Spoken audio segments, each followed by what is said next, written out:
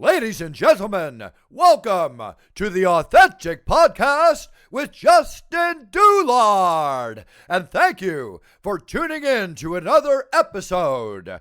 It's time!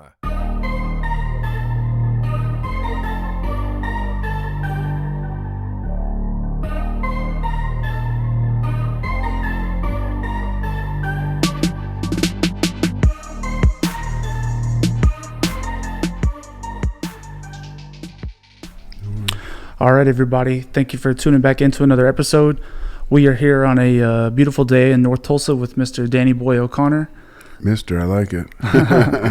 The founder and CEO of the Outsiders House Museum. So, Danny, I really appreciate your time and thank you for coming on, even though you're not feeling the greatest. So. Yeah, no, it's all good, man. I get random migraines here, there, and we've been planning this for a while. Took a while to get connected with you, but I feel right at home because we're sitting here right in the living room of the Outsiders House. I think you're the only second guy to ever broadcast out of here, maybe the third, but it's I very rarely let people do it, only for it. It could be. It's like sacred ground, so I'm glad we got to do it here. It's better than having to go somewhere else to do it. So yeah. Yeah, man. I really appreciate that. No worries. So I see you've been having a lot of the extras come by, and you're having the movie on the lawn. How's that been going for you? We are. It's really cool because for those who don't know, I came to Tulsa in 2009 on tour. It was the first time ever coming to Tulsa. I'm in a band called House of Pain. I came with La Coca Nostra, which is another band, which is the first band with other people put into. It's like it was a super group or whatever. And I realized that my favorite book and movie were filmed here, and I went looking for locations. And unlike Los Angeles, where I came from, a lot of the stuff just didn't survive the 80s. There's just such a turn and burn mentality. The value of the land is so much so that if a business doesn't survive, we quickly tear it down and build something else. So to come to Tulsa in 2009 and be able to find the drive-in from the Outsiders, the park from the Outsiders, and then the house was mind-boggling. And at the time, it looked like it was going to fall in upon itself. It was like in really bad shape, and it was for sale for $42,000. And I thought, man, $42,000 is doable. I just had to also kind of step away and say, dude, you've never been to Oklahoma, you've never been to Tulsa, you're not allowed to buy the coolest, Outsiders collectible known to man, basically the Outsiders House. But for the next 5 years, I kept thinking about this thing, and it also started a hobby that I do, this urban exploring. But at about 5-year mark, I came back and I realized if somebody doesn't do something about it, this thing wasn't going to make it. And then so I ended up finding the owner and making a deal, and then here we are. And originally, I didn't know what the plan was. I thought maybe I'd live here. This would be my first house in about 20 years. We were talking earlier about the prices of houses now in Tulsa, which have tripled since I've got here 5 years ago. Cars, or you can buy a used car for the price that they bought it. It's super expensive right now because of the economy. But when I came here, and I bought the house, I wasn't sure what I was going to do, if I was going to live in it, if I was going to just board it up and try to figure out a way to, do something with it. The house was in complete shambles. And so I finally decided, this is going to be a museum. We're going to do something really cool with it. But I needed help. And then I had to put out a GoFundMe and use social media to raise awareness for it. This all goes back to you asking me about the extras. I didn't know that if I met the Soch in Los Angeles. I used to podcast actually, and so we were able to meet Darren Dalton, who was the tall guy who played. Wow, my head is all messed up. He played. Darren Dalton played Randy the Soch. The last name escapes me right now. Usually I'm good like that, but. I didn't know who I was going to meet, and then the second people I met after that were the 52 card pickup kids, the two brothers, the Wagoneer brothers, And I thought maybe that's where it stops. You know, I meet a couple people in the movie. We'll try to raise a few dollars. We'll see if we can, you know, I don't know. There was no real plan, but this thing just started to like pick up steam and snowballed, and it just keeps going and going and going. And you know, now we're at the point where volunteers and employees who were around Tulsa and were mingling with the actors when they were at the hotel, and we're going to like location to location looking for them in the 80s. They're now coming up with new ideas, so they're the ones who came up with the ideas to do an extra event where they reached out to everybody that they could reach out to, whether it was personal connections or through, you know, social media. And I think they've got like, I don't know, 25, 30 extras that are all coming. So although we've showed the Outsiders on the Outsiders House lawn before, and it's always a great event, and it's always a sold out event, to bring the extras here all at one day and get to, you know, do some commentary with them, some before and after Q&A, and watch the movie with them is going to be fantastic. I guess I now sit back and watch them come up with cool ideas, which is also refreshing, because it's like, you know, I've been at this now since 2016, and you know, sometimes you need to like step back and just let it breathe, but it really rarely get a chance to to do that. You know, this week, out of the blue, Matt Dillon showed up the first time in 39 years, making it back to Tulsa, Oklahoma. You didn't know he was coming? I mean, I saw somebody in England who's a fan, this girl, Katie, and she posted something about Matt Dillon coming to Oklahoma City, and hopefully he would show up at the Outsiders House. And I thought, what are the chances? And then the next day, I got a message on Twitter from S.C. Hinton saying that he is coming to Tulsa to take her to lunch, and he wants to see the house. And then when I woke up, I went on Instagram, and he had messaged me saying the same thing. So I said, oh, cool. So I tried to keep it at a minimal. I didn't want too many people here. I told one employee, then I felt if I didn't tell the other employee that the other employee was going to get mad that I told the one employee. So I told 2 employees, then I told 3 employees. And at the end of the day, there was like 6 of us and a cameraman. It all worked out, but you know, those are the problems. Sure. You know, when people come by, because the privacy concerns and stuff like that. But we've had so many people come by here at this point that all of my employees and volunteers are kind of, I won't say well behaved, but they're versed in how to handle celebrities and people who may want their private space, not to rush them, not to bombard them for photos or autographs or any of that stuff. Because I don't want people to come here, especially if they are a celebrity or in the movie, that to feel like we like jumped them, sure, and milked them for all of their worth for the, you know, hour that they were here. And so I've kind of had to like just make sure that everybody is well versed in the art, the delicate art of, you know, being in the service industry and not you know, ODing on the fandom. So, and it's hard to do with this legacy. This is like the 80s movie that kind of spawned that kind of, you know, it's the Brat Pack. It's like all the girls wanted to be with these guys and all the guys wanted to be these guys. And so, you know, the fandom runs deep with this stuff, but my staff and the volunteers do a fantastic job. And it was great to see him. Listen, I took a photo out front with before he left with Matt and on one side and S.C. Hinton on the other side, and I was like, man, if I die today, you know, I'll die a happy man, because, you know, Dallas Winston was the character that I most you know, related to as a kid. So was he just driving through Tulsa, or did he come here just for that? No, so he came for a friend of his is an artist, and he was doing a show in Oklahoma City. I guess he had moved away and had been in New York for the last 20 years doing his paintings, and now he was coming back to Oklahoma to show his, you know, 50 years of work. And Matt was doing a Q&A session as the moderator with him. So he thought, well, I'm an hour and 20 from Tulsa.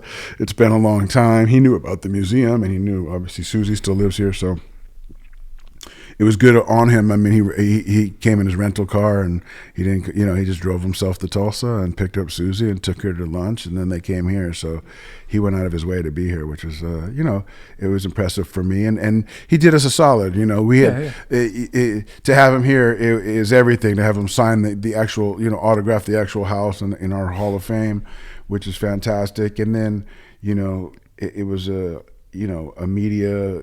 We got good press off of it, good photos for the internet, and then this weekend it was traffic heavy. It's like the Matt Dillon effect. A couple months ago it was the Leonardo DiCaprio effect, then it was the Green Day effect, then it was people. Every touring band comes through. They always try to make it out to the house. All kinds of movies are being filmed here in Oklahoma, and people always pass through. So we're lucky. We get a really broad audience based.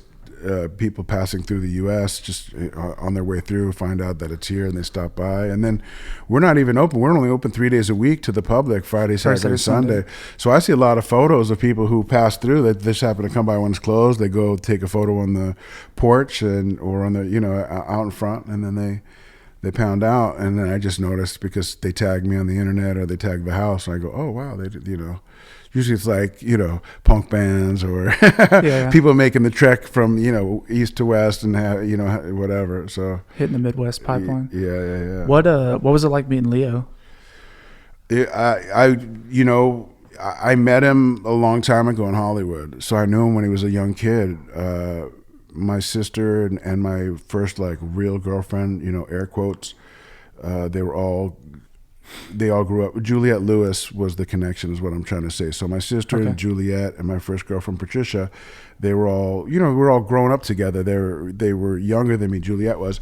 So when Juliette, I think she did a TV show with Leo, was the brother or the boyfriend in some kind of like Family Values or Family Ties show, and then they did Gilbert Grape together, I think, or maybe they didn't. I don't know, but I was always like the big homie, and in Hollywood. It's smaller than you think it is if you don't live in Hollywood. And if you're in the, again, air quotes, like the in crowd or that young crowd that's going to the certain clubs and the certain hangouts, we all knew each other. But in this instance, I hadn't seen him in 20 years. And I remember the last time I saw him was right after the Titanic, and like his star was like through the roof. Yeah. And I used to run into him in New York a lot at nightclubs. And I ain't seen him since then. The Soleil Moonfry Kid 90 documentary solidified his, like, obviously remembering, oh shit, Danny Boy's in the doc, I'm in the doc. He had just seen this documentary that just had come out a month before.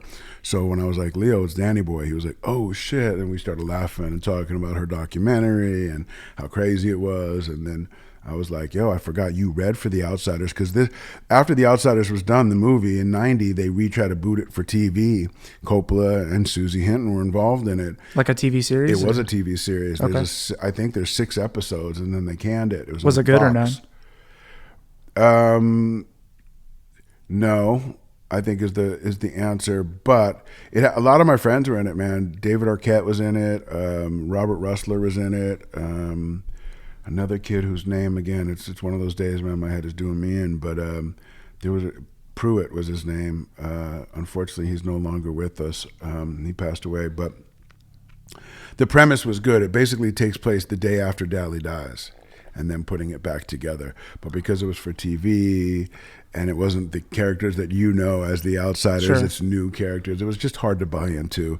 And the 90s, like the 80s was so powerful, and then it kind of just like at the end of the 80s, there was like that, like, what's the next decade going to look like? And then the 90s just hit so hard with like grunge and the second coming of hip hop, a la Cypress Hill, House of Pain, Wu-Tang, whatever. It was just like in that 90s, 91 era where just like we weren't looking for the 80s shit anymore. We were looking to carve our own way.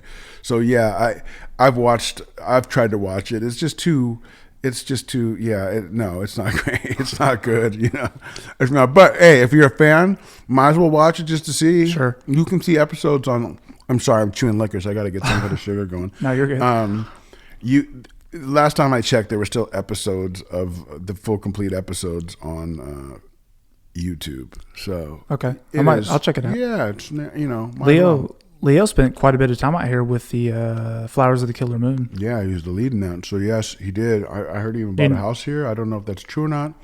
I didn't ask him about that. Do you know much about the backstory of that movie or the book? Yeah, I do. I read the book about 2 years ago, so I'm really I think that comes out in November, they say, or sometime this fall. You know what? I was telling people when they were coming here from Pawhuska, because after he came, then the second part of the cast came through, And you're really stretching my mind right now to like dig for the files, because it's all of these names. Brandon Fraser came. I did see that picture. The guy from again, I feel terrible because they're great actors and their names are just escaping me. But the guy from, I know him best from Breaking Bad. He was the redheaded dude who at the end he shot the kid on the motorcycle. Oh yeah, I know you're talking about. He's I don't know his actor. name. He was in Black Mass. He played Kevin Weeks, and he has a lot of like subtle roles where he doesn't do a ton of talking, but he's great.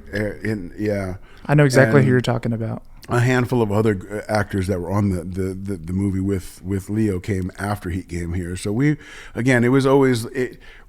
get such a wide swath of like, you know, everybody drop-ins. Yeah, because this book and this movie has affected so many people in a positive way. Either you read it in 7th grade, or your big brother or sister read it, or you remember when the movie first came out in '83, or you saw it in '86 on HBO religiously because it was every late night Saturday night movie they'd show it or whatever. And then the cast went on to such great stuff. And again, this is a little piece of Americana. This is one of those iconoclastic movies where, you know, it's our generation's, you know, Wild One, or, you know, after Brando and James Dean and all of that stuff, these were our guys. I mean, Matt Dillon was a matinee idol, and everybody, you know, wanted to be cool like Matt Dillon, or Rob Lowe, you know, such a good looking dude at the time, you know, like so many girls like were like madly in love with all of them, you know what I mean? You think and Ralph as the Karate Kid later and all of them. I mean, they either got their start at this thing, or it really like propelled where they were going. They'd all had done like a movie or so prior to it, but this movie kind of like introduced us all to them, and Emilio's success and all of it. There's just so many layers to it, and then Coppola's hand in it. And you think you're ever going to get Tom Cruise out here? He's huge. I mean, he's probably the biggest one. Well, in box office success, yes. But in my mind, like Matt Dillon was the guy, Sure. you know. And if you can hear in the background, this time it's not your 1-year-old. It is actually the train going through, which is like free money for us. If you're a fan of The Outsiders, this is how the movie starts. You see Pony at the desk, and you hear the dogs in the distance, and then the train horn in the back, which I always thought that Coppola had like inserted that into the thing, but he had not. And this is really the neighborhood, and I love hearing that train. It's like soothing to my ears. I would love, I want all of the actors in a perfect world to come back and just to see, you know, what we've built here, because it's their legacy, you know what I mean? It's like you didn't, if somebody did a House of Pain museum, I would make sure I'd show up. And that's not like, when we built this, when I say we, because the community's helped me in every way possible. Also, the author helped me. Jack White helped me. Billy Idol helped me. I mean, they all kicked in. Jack White gave me $30,000 when I was stuck. He's pretty prominent here in Tulsa, right? He bought a house here. He thought played so. baseball here. I was just at a baseball game today. At the Sandlot season just started today, and the I saw your Rumblers jersey. were doing their thing. Yeah, they blessed me with the jersey. I'm just like an honorary member. They basically claim, Crutchfield neighborhood, and rightfully so. They play in Lacey Park, which is like a couple blocks outside of Crutchfield, because it's a proper baseball field. Is this just like a pickup league? It is like a pickup league, I think. I don't want to do them dirty if it's not, but it's like a Sandlot. So they have a team. They play other local teams from Texas come in, teams from Arkansas come, wherever. They're just like the 4 or 5 surrounding states. They all kind of swap out and play each other and go on the road. And Jack White apparently has a team or plays with the team, and he has a big part in a bat company too called War Sticks. So I would never guess that. That's pretty cool. He's a baseball fan. Is he? Detroit guy. Oh yeah. And that song, it's give and jump around like a run for its money in the stadiums. Now all you hear is a 7-man army like in the stadiums now, you know. Oh, yeah. Like it's a staple now. It wasn't always that way, you know. And that song had been out for a decade before it became like prominent in the stadiums. But great guy, loved The Outsiders, loved Tulsa, and really put his money where his mouth. He didn't ask me for shit, and he didn't even waste time sending me the money. I mean, it came pretty quick, 72 hours, and I had the cash. Wow. And it all went into the house. And, you know, God bless him. Essie Hinton is the number one investor in it.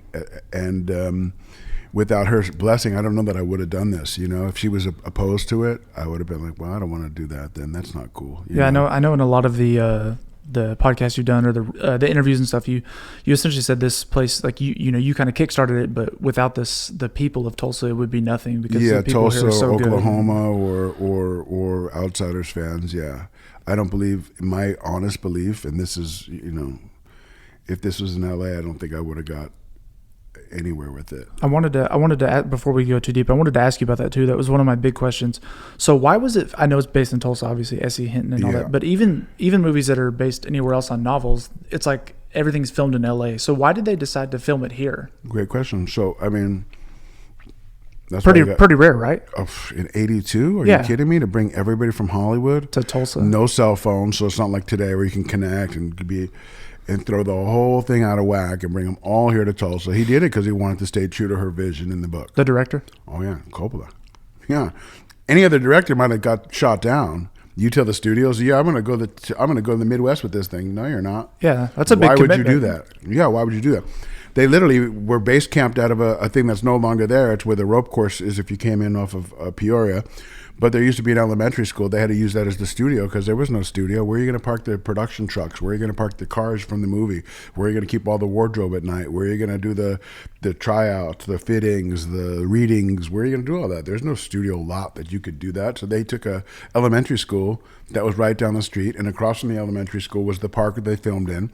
One block over is the Rumble Field. One block after that is the Outsiders house. This is why all of these things got used in this neighborhood, because they base camped out of this former Lowell Elementary School, which has now been flattened, and they built this ropes course for I don't know. It's like I guess originally they built it for the fire department to do all kinds of, it looks like training and stuff. Yeah, but now it's for kids, but there's never anybody using it. So that was one of my biggest questions that I had was, out of all the movies to film elsewhere that they probably could have done in Los Angeles, why would they do it here? Which is when awesome. I first found the house and on that tour and I posted on Facebook, everybody was like, where on the Warner Brothers lot is that? I didn't know it was there. And I was like, it as funny as it is, it chances are it probably should have been on there. They just let him do it. And then he bought the rights to Rumblefish, another of Susie's books, and he 2 weeks after closing the production on The Outsiders, went downtown and started filming Rumblefish. That is so uncommon. Well, have you been keeping up with, obviously we talked about Killers of the Flower Moon, but there's a lot of filming going on in Oklahoma now. No, right, but not from one director.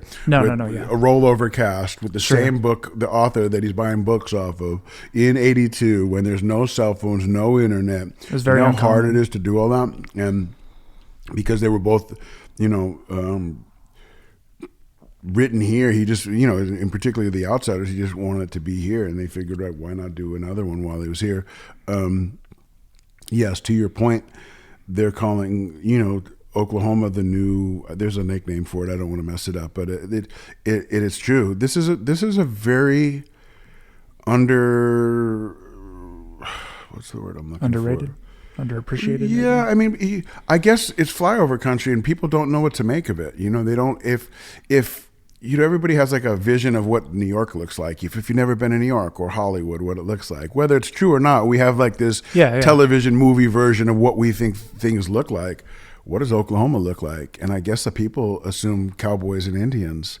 They really do. But a lot of people not from here associate it with the western part of the state, which is flat and the Tornado Alley / and the tumbleweeds, the plains, of course. But Northeast Oklahoma is really pretty, and like I said, the city's sand dunes here. There's flats. There's hills. Tulsa has the third largest collection of Art Deco buildings, only third to New York and Chicago. There's so many looks here. It's incredible. It is a filmmaker's paradise. I know my buddy John Schwab has done 5 movies in a row. He's a Tulsa native who moved to Woodstock, New York to write for years, then came back, and he's done movie after movie here. And he did a shootout scene, which they were calling it was kind of like in the movie Heat at the end when they had that big shootout. Well, they did a big shootout downtown on 5th and South Boston. And he said when he went to the film commission to say, hey, we want to lock this street down and do a mass shootout, they were like, cool. And he goes, well, how much will it cost? They said, well, we'll get back to you tomorrow. And when they got back to him, they're like, 800. He's like, 800,000. Jeez, that's a lot of money. They go, what? No, $800. He was like, $800? They were like, yeah. He was like, let me check with my guy real quick. And they started laughing. They're like, yeah, we'll do that. Sounds all right. They just locked it down. So people want you to, my experience is this, and I'm an outsider, no pun.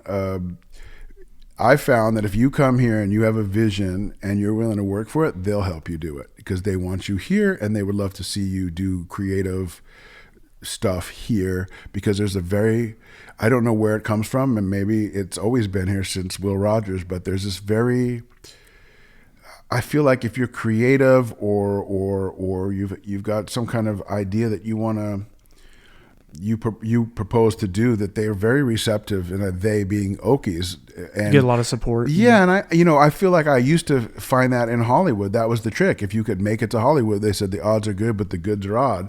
But you could say, I want to rap, and I'm a white guy, and it's 1986, and they're like, cool. Wherever else, they're like, what? You do know you're white. Like that's not a possibility yet. There might have been the Beastie Boys prior, but other than that, they're like, that's not a good life plan. Who knew? But those things don't exist like they used to. If you wanted to make records and rock records, you had to be in Hollywood. You wanted to be a serious actor, you had to be on Broadway. Nowadays you can kind of sub-navigate that and just be wherever you be. But there's like a renaissance going here in Tulsa in particular, but the whole state. And for me, there's nothing better than Tulsa. I love all of Oklahoma.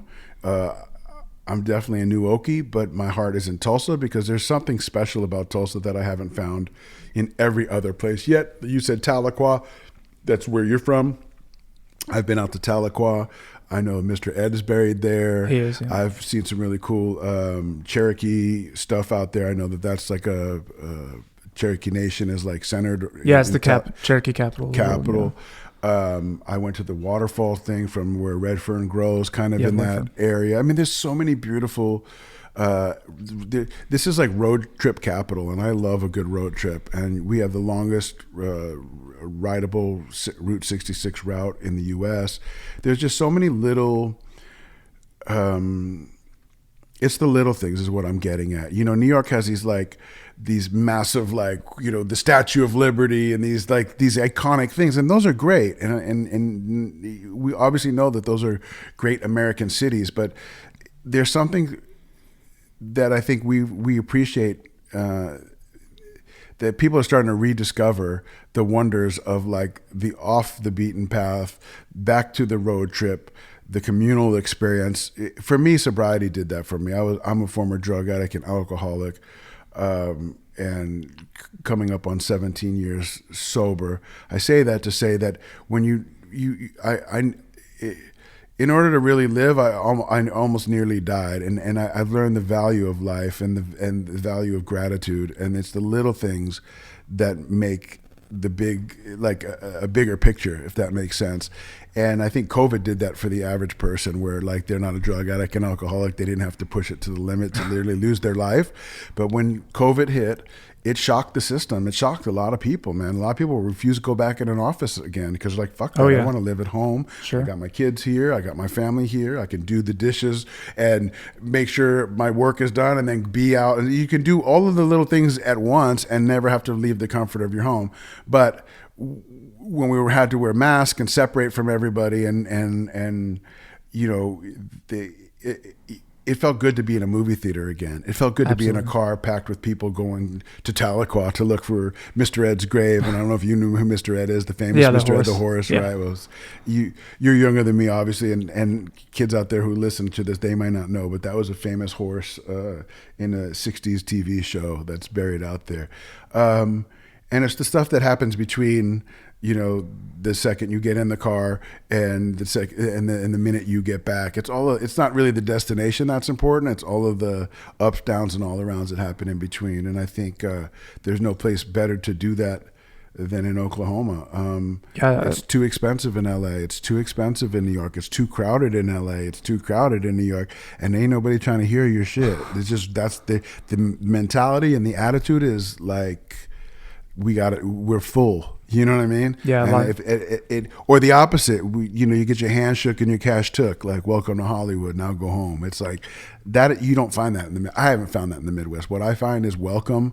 How can we help you? And that's refreshing, man. I could go on and on. The truth is, man, I found this by accident because of my love of S.E. Hinton and The Outsiders. And then I discovered what makes this so great for me. And people ask me all the time, like, you really left L.A. to be here? I said, originally, I wanted to be where the house was. It was my business, but I stayed here because of the people. And it's the people that make the state special. So... Yeah, one of the quotes I had, or no, well, not a quote, I guess something you said was just in Tulsa and Oklahoma in general, that the American dream is still alive here, unlike it is on the coast. Yeah, and you know what? Ironically, the original flag, I got here when they were first voting on what the new Tulsa flag was going to be. Yeah. And I saw the original one. I thought, what's wrong with that one? And the original one, if you haven't seen it, and I actually have not seen that. It's really cool. The new one's cool too. But the new one's cool, yeah. The one that I thought would have been great if it won was the safety cones. There was all the orange safety cones because of the traffic. Roads. That's just the roads. If there's something I don't like about Tulsa currently, it's the potholes in the roads. But it is what it is. They'll never go away. So you better just take one on the chin. Well, that's why that's why the cones was great, because somebody had somebody was clever with it, and it almost won. I think it came in second place. The original flag says Opportunity Unlimited on it, or Unlimited Opportunity, and that's what I found here. I don't think anybody's going to knock on your door and give you that opportunity and be unlimited, but if you go out and look for it and work for it, or propose it, or have a dream, you can find it here. I think that anytime a former great city finds its mojo again, it's looking for creatives. We need creatives. We want people to come here with their thinking cap on and their big dreams and their big, aspirations, and we want to help them, because when I win, Tulsa wins. When you win, Tulsa, we all win. Like, it's the tide rises all of our ships. So I'm rooting for all of the people here, even if they're kind of competitors to me. I'm in the museum business, yet I don't look at any of these museums as being competitive with me. They're only enhancing what I do, and vice versa. The church, the Leon Russell's church studios that Teresa Knox has staged. If you don't know about that, that just opened. The OK Pop is coming, soon. There's Woody Guthrie Center. There's $1 billion park, or $500 million park. The Gathering Place. There's free concerts. I mean, there's just all of this really cool stuff in the community that constantly keeps. I think there's a lot more culture than people would assume. I mean, that's the understatement, and that's what I'm saying about flyover country. People think it's cowboys and Indians and tumbleweeds. Yeah. Are the roads paved? Like, really, dude? Like, that only shows our ignorance, as outsiders or people who haven't come through here. And I was also, and then to counter that, which is crazy, I was shocked to find out that the third highest. This state is run by oil, number one, moneymaker, gas, and tourism. And I was like, tourism, number 3? I would have never guessed. That's number 3. And it's getting bigger. I don't know if it'll beat, oil and gas, because that's what the world runs on, and we produce it. But tourism is number 3. I was shocked. And that's a pleasant, I'm in the tourism business. So yeah, that's a great thing. But people are coming here in droves. You're going to find a lot. I mean, I get calls all the time. The guy who let you in, or was staying with you until I got here because I was running late. Bill's a retired NYPD. He ran the hip hop cop squad. I mean, he's a New Yorker's New Yorker, and he just got sick and tired of being sick and tired of New York bullshit, of being overtaxed and under, served, and just all of the stuff that goes with living, in New York nowadays is just too much. People want to be able to just be free and have some peace of mind, man. Yeah, and you can still find that here. We were talking before, and he was saying he had a locked-in rate on his apartment, but he said most people right now were paying about $5,000 for a 2-bedroom. Yeah, in the same place he lives. Yeah, well, he's got that's the old thing, that you get rent-controlled apartments, and you just never give them up, and you can hold on to them and get that rate. LA is no different. Everything that's been on Sunset Boulevard has been kind of ripped up. They're building high-rise, apartments, and they start anywhere from $3,800 to, I don't know, $10,000-$15,000 a month. Who can afford that? Why would you want to afford that? It's like a lot of people, a lot of famous people, or people that lived in LA and Hollywood, I read or hear them talk about. They say that obviously people are leaving it like crazy, but a lot of them are saying that like California's almost a wash right now. Like it's almost like it's like you can't go back. It can't be salvageable the way it's headed. Listen, I'll agree to that. I mean, I think it could be saved, but it's going south like extremely quick. Oh yeah, listen, me and Bill were just out there. The guy I was just talking about. The homeless crisis is insanity. It literally looks like a dystopian movie. Well, I went 4 years ago and I drove by Skid Row on accident. I didn't even know we were headed that way. Yeah, well, that Skid Row was always there, and that's atrocious. But it was always contained within the Nickel, that's the area that's called. Now, if you can imagine Hollywood looking like Skid Row, under every freeway underpass, there's an encampment. And they're trenched in, and they're not hiding it. They're not moving people out of there. I mean. Well, I saw that video you and Joe Rogan had shared a while back about the trains they wrecked. They robbed the merch full of like the Amazon packages and stuff. That footage didn't even look real with all the trash everywhere. It looked like a Walking Dead scene. Yeah, well, that's what I mean, dystopian. Like it looks to me like there's a movie called They Live, and they literally had an encampment downtown LA in that film, and it literally looks like that now. They used to contain the homeless stuff to downtown LA, right? You'd have homeless people in Hollywood, on Hollywood Boulevard, sure, but not camping out fully like, tents and we saw them they had TVs plugging into the street power at the park. I mean, it's like almost socially acceptable to be homeless. They were like there was no stigma about it. They were like, and after dark, man, I was in 7-Elevens, like looking over my back, like I'm a 6'6" alpha male. I'm 65 pounds, and I'm nice with my hands. Anybody who knows me knows that. And I'm in 7-Eleven, like thinking I better get out of here. This is not safe for me. And I knew that intuitively, like Hollywood's getting dangerous, but California's getting dangerous again. And I have never felt like that. I felt like that before, Manhattan in the 80s, or even in the 90s. There's grimy parts of Manhattan. You go up to Harlem, you better be careful, man, because they'll eat your lunch. And you kind of had to but I was young and dumb and willing to, participate in that shit. But as a guy who's in my 50s now, I don't want any part of that, man. And I don't also want to get got trying to buy some liquor shit at 7-Eleven. You know what I mean? Yeah. We went, when me and my wife went, it was probably, even, I know it's gotten worse and worse. It was probably 5 or 6 years ago, so way before the pandemic. And like you said, people had outlets, they had TVs, they had couches. Like it was like a living room. Yeah, under a freeway. Yeah, it's crazy. If you ever been to like a big football tailgate, yeah, it's crazy. It was like that. Yeah, bro, I'm telling you. And it's not only Hollywood. It's in Anaheim. It's in Orange County. It's in the beach communities. It's Venice. There's the haves and the have-nots, and the divide has never been so. They're obliterating the middle class, and here you could get a middle class living. We were just talking earlier about should have bought houses sooner. You could still come here from anywhere, and houses are now 300,000, or I don't know what the median line is. I'm sure we could Google it, but if you look in LA and you see the median house price, what the average house costs, they're going to probably say like, the high 400s, but you wouldn't put your head in a house for $400,000. Just there's shitty houses in Reseda in a bad gang infested neighborhood. You wouldn't live in a $400,000 house. Trust me when I tell you that. You come here and you got $400,000 for a house. You're living like almost, I don't want to say like a rock star, but you're living like a CEO or like a upper middle class, like you make a couple $100,000 a year in LA type stuff, and the husband and wife are bringing in a couple $100,000 a year. You can live large here for $400,000 house. You could, when I first came here 5 years ago, for $150,000 you could get a beautiful mid-century modern house in the Lortondale neighborhood over here. Absolutely. Some in Midtown. But now everybody's starting to find out how great it is in the Midwest, and people are buying these houses sight unseen. A lot of people from LA, a lot of people from New York, a lot of people from Texas are coming up here. And a lot of people went to Texas from LA, and now they're realizing that Austin is starting to be just like that's what I've heard. That LA. Austin is getting pretty and now crazy. All the people, I don't know, a handful of people that went to Austin now, they're like, I can't wait to get out of here. Traffic is crazy, prices are crazy, crime is crazy, homeless crisis is crazy. We don't have that here. We have homeless people, yeah. We have crime in certain areas. I get people who go, yo, I seen Tulsa on the first like the cop shows. I'm like, you know what? You can go to any city in America and go to the bad part of town, and then all day long it's going to look like that.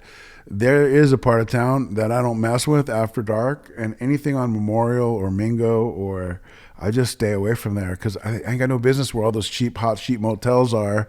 That we know, like, yeah, that's every area. Every place has an area like that. But for the most part, Tulsa is like, I mean, yeah. When people talk about First 48, like that aren't from Tulsa, like friends that I have live elsewhere, I always say I think that crime and homicide happens everywhere, but they just we just accepted the TV show. We decided to film it here, and luckily our homicide unit does a phenomenal job. So that's why people like the show. Listen, I'll tell you, even more ironic. I was just with Sean Larkin, aka Sticks. Yeah, I listened to that episode. I was just at Snoop Dogg and Ice Cube. Oh, really? You know, they're up in there, you know, yelling "fuck the police," and there's Sticks and the whole cop squad in there. Listen, only in Tulsa this happens. You know what I mean? It's like these dudes do their thing and they don't take themselves seriously. All my friends that are cops are that way. You know, but my point is like, man, Tulsa is a good place. You know, and compared to the coastal cities, you know, I just wouldn't feel safe doing what I used to do there, and I can't afford to just, you know, to live the way. I mean, anyway, How was the Snoop show? Snoop show was cool. Snoop always puts a good show on. If I'm being honest, Ice Cube stole the show because I've seen Snoop before, you know, and I think Snoop does the same type of show, you know, but it's been a long time. I never saw Ice Cube live, actually, to think of it, and I always loved Ice Cube's music. I just thought it was funny for Cube I didn't go to the show, but because, you know, he was doing the rap thing for a while, and then he kind of transitioned into those movies that were like PG-13, and now he's going back to doing the rap show. Hey, listen, we should be so lucky. You know, he can flip go one back mode and forth, to the next and still make his money. Good for him. Yeah, no, I liked Ice Cube stuff. People think I came out and did jump around with him, and I actually reached out to Snoop. I didn't hear back. He does jump around in a lot of his sets. He did on Night 2, but I never heard back. Regardless, you were thinking about coming out to do it? Or? Yeah, he flew us out there one time to do it in Ireland, just because he got kicked out of England on a show, and he called Everlast and was like, "Yo, if you guys want to come out, I'll fly you first class, put you up." So I would have never asked in L.A. or New York or any of that shit. I could care less. I don't even go to rap shows anymore. And hadn't for years, but because it's Tulsa and I live at the Mayo, which is right across the street, and everybody's always like, "Hey, I got extra tickets for you."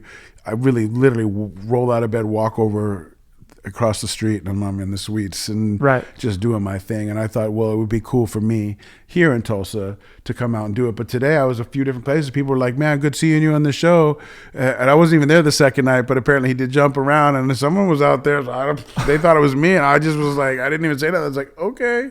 So it is what it is. But yeah, man, again, that's another perk, man. We got the Canes Ballroom, which is the legendary, you know, old school honky tonk where anybody has played there on their, you know, on their come up. On their rise, yeah. And then now we got the BOK Center for the last decade or so, which is like, you know, they're doing crazy shows right now. They get all of the shows. So anything that's playing at, like, you know, Barclays or Staples Center, well, they'll start off here to, you know, kick it off, shake off the rink rust or whatever and get their licks back. And then by the time they hit LA or New York, they're coming in hot. But yeah, there was like Bieber was here, Snoop Dogg, even Slipknot. I mean, a lot of different groups. I've seen everybody from Willie Nelson to Tool to U2 to Guns N' Roses to, I mean, who haven't I seen? And I've been in more concerts since I moved to Tulsa than in my whole entire life. And I was in the concert business, performing and being at concerts. And I usually don't go to concerts in LA because between the traffic and the parking and just all the shenanigans, I was just like, can't be bothered. Can't be bothered. Here, it's actually nice to go because you guys are real fans and you really appreciate music. A lot of times, especially in LA, with everybody with their camera phone up and not enjoying it, and it's just like too much. But I did have a question about that for back when you were in House of Pain and when things were popping off, because nowadays, you know, I guess they call it going viral. It's really easy to do, and just a big part of it is social media. How did you guys know you made it? Like, what was it as a performer back then? Was it being on the top 10 on the radio, or was it seeing the music video? The song blew up so big, it was hard not to know. I mean, but that was a phenomenon. I mean, that's what makes it phenomenal. Like, this song just transcended like everything at that time. I mean, we put out the single and immediately started getting radio play, and every time a DJ would put it on, the whole club they would tear the club up. And it was like, whoa, like it was even for us. And I'll include Everlast, and then I'm sure we were all like, good Lord, this is a powerful song, unlike just a hit song or, you know, whatever. And we know that's true because it's still at every stadium, at every football game, every baseball game, just about everyone. Have you seen the people hyped up? Yeah, of course the Badgers are going to say. Oh man, of course. Yeah, that's electric, dude. I met a guy who said, man, he was part of the think tank that had to get the seismologists out there to make sure that the stadium could withstand 80,000 people jumping around. Yeah, because college football is usually your biggest amount of people you can get in one sitting. 70, 80,000, could be more, especially with the tailgaters and they had to make sure that could withstand that many people jumping simultaneously up and down. Yeah, that video, I know, it gives me chills, man. I know, it's crazy. So back when you were, in House of Pain and active, it was, I assume, to make most of your money, you had to sell records and do shows and sell merch. Yeah. And nowadays that streaming is here. Yeah, it's crazy. Do you still get paid off of streams? Is that for artists? Yeah, I don't know how that works because I don't get paid off any of that shit. I made my money off the T-shirts. I started the band. It was my name, my logo, my concept.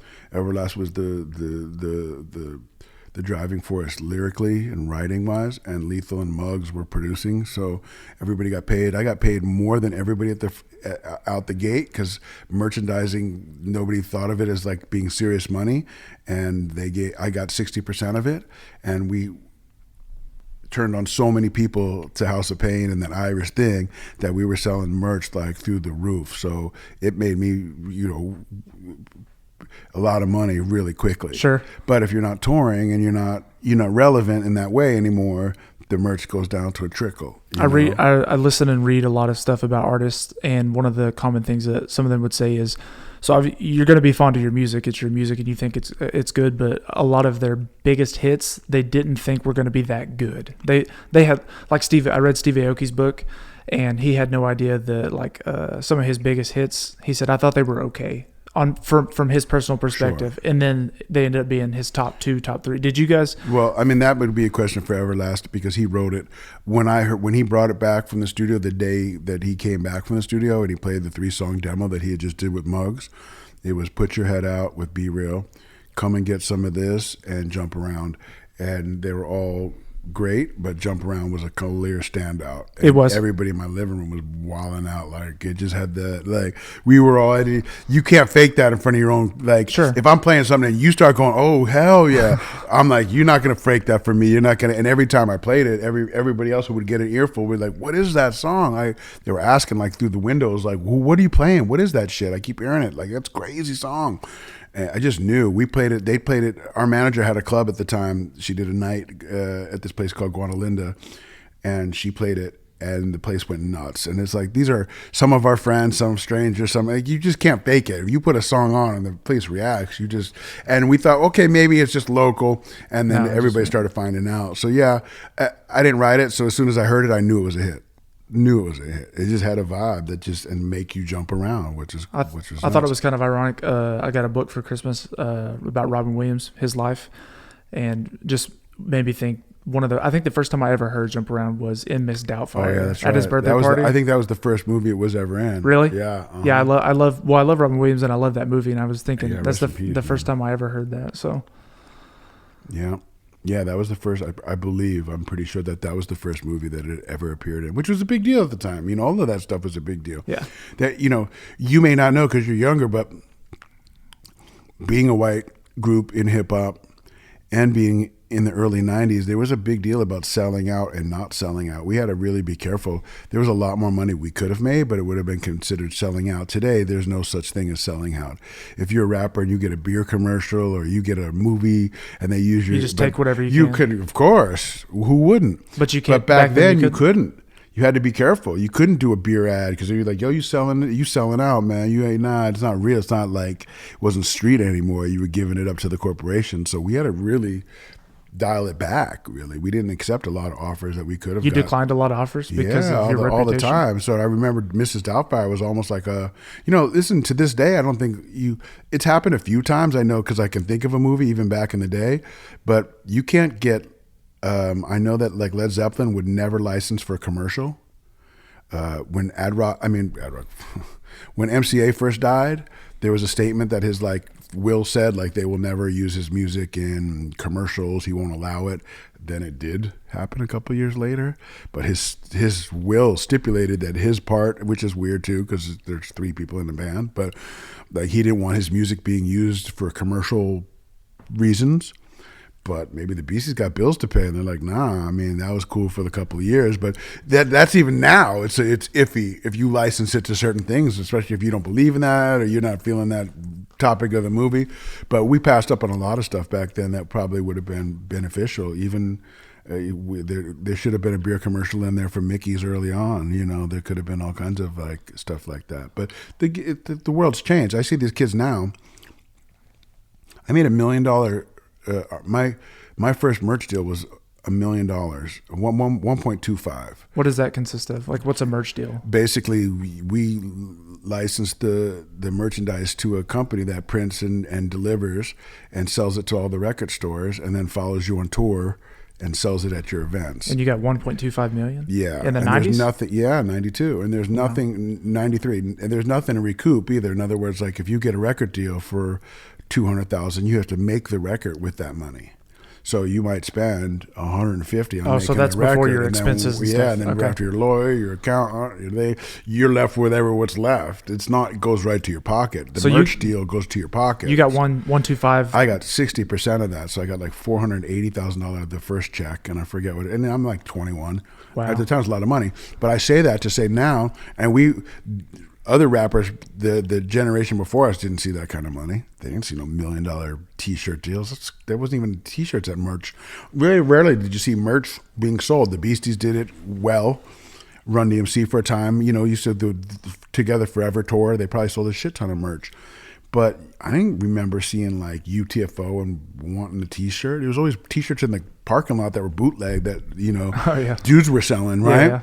Because hip-hop wasn't there yet. I say that to say that, and I see these kids nowadays, you never even heard of them, but they got a 40 million views on YouTube, and they got so much money they don't know what to do with it. Well, now you can, if you're the right person, you can post a picture on Instagram and tag a company, and you just get a check. All you do is post a picture. Yeah, I know. We live in a different world. I have a blue check on my Instagram, and I don't even have that many people. I got like 17,000 people, and when I post a video, it asks me if I want to do this and get paid the potentially $1,200 a month. And I don't even understand what it's asking me, because I have to. Then it goes to a next, like, it just looks complicated to me. I'm like, nah, I'm good. I don't do it for that. But yeah, they want to give incentives to constantly post content for them. And I'm like, I don't even post like that. I don't even know what that stupid stories thing. I don't even use that for the most part. Sure. I just don't care. I'm 53 years old, bro. Like the fact that I run like 5 different pages, because I got I got a few different things that I take care of, and just basic posting and making sure that is cool enough. But I don't even, TikTok is a whole other, like, what the hell is going on there? There was a kid here yesterday. She was doing her little dance to the music in the front. I'm like, are you TikToking? She's like, yep. And she did it 30 times because it wasn't. Oh, man. Man, I'm glad I wasn't a kid. Listen. I was a brand when nobody knew what a brand was. In other words, like, they thought a brand was some product you bought at the store, and that is a brand. But I was a brand. House of Pain is a brand. I mean, we were different in hip hop in the way that other groups before us wasn't. We were the white guys that were tough guys that would punch you in your face, and we did hardcore hip hop with Cypress Hill, who were also punch you in your face type Latin dudes that were coming from a whole with the New York style, but we were based in LA, and we were a brand, and we brought millions of white boys out the closets, if you will, that were like, hell yeah, I'm Irish too, and wilding out to that shit. And so I know what it's like to be a brand my whole life. These kids now are forced to be a brand. Like, they don't even, if it didn't happen on the internet, did it happen? Like, it's like, you got to prove it to somebody. Yeah, you got to show and everyone it's like, you did it. you got to constantly produce content, or you're not even relevant anymore. Yeah. Like, I didn't have to do that. We just got on our BMXs as kids and went to the park and looked for other kids to ride bikes with, or go to the video game, go to 8 Salt Fish and Chip and stand in line to play Donkey Kong. It was like so easy to be a kid. And if you said swear words, or you said something that was politically incorrect in the 80s, that's all we did was say slurs, racial, curse, whatever. I'm just glad I wasn't on my Twitter to be thrown in my face at a future date. Yeah, like 10 years down the road. There was no malice in my heart. We were just kids. We cut low. Yeah, we said the worst possible thing, the fastest out the tongue. You know what I mean? We bagged each other. There was bagging and crumbing. That's what we did. We just shit on each other for a sport. We were so fucking, that's what we did. Well, nowadays when someone's in the spotlight for anything, like one I know is guys about to go to the NFL draft. Baseball too. They go and they dig through all of their old stuff and they go, he was a number one prospect, but he said the N-word to his boy, not even like at somebody. So he wasn't saying like, oh, that dude who happens to be African American is a N-word. It was like talking the way there was a time, it was socially acceptable to speak that way if you felt that you had that hood pass, and people might not understand that now because we're such at a different cancel culture, world. But that word came out of my mouth 1,000 times, and you know what? It's just we live in a different world now, and it's not okay to say that, right? But kids, if they're saying it to their other friend, that a white guy saying that to a thing. And then they made the mistake to tweet that in 2006. Now they don't have a baseball career. And that's wrong. In my heart, that's wrong. And that could be coming the other way too. It's not because they're white. It's because words have meaning and they're powerful and you should be careful. And there's nobody who regrets the things he said more than me. The more I found out about myself doing like the work and sobriety and getting to, going through my steps and do my thing, what I found out was that, I had said a lot of stuff that I had regretted to people that were the closest to me that hurt them the most. And I was careless with my words. And as I get older, I learned not to be so careless. It's tough because it's just, I think I'm being clever. I think I'm being quick-witted and I'm saying it at your expense, and not realizing that hurts. And it was public, or it was in a situation where you were like, you felt compromised and I only dug the knife in deeper to have a laugh at your expense, or something like that. So I try not to be careless. But as a 20-year-old, as an 18-year-old, as a 17-year-old, that concept was so foreign, I wouldn't understand it. I wouldn't understand it 5 years ago. It just takes what it takes till you get to a level where you can comprehend, oh shit, that makes sense to me now. Sure. That would have never, get older and wiser. I would have just thought, why are you trying to tell me how to talk? That was my mentality. Like, I'll do whatever I want, G. Like, I'll say and this, that, bah. We just talk crazy. And the worst that could happen, you get punched in your mouth. And I could, and I didn't really never get punched in my mouth. So I'm like, I'll say whatever I want, when I want. I don't live in that world anymore. And I don't want to live in that world. I want to be, but I have empathy for kids, all shapes, sizes, and color, to say something that they regrettably immature or stupid, even if it is with malice, even if they were in the heat of the moment, they said something they regret. You're going to now paint that person for the rest of their life as a racist, as a bit, as a this, as a that, as a that. It's like, nah, that people change, people say stupid stuff. And I just, I'm big on redemption because I'm a redemption story. So my heart always goes out to that. I'm just glad that I'm not a kid anymore in this era, or I didn't grow up in an era where everything is being recorded. Everything that you post can and will be used against you.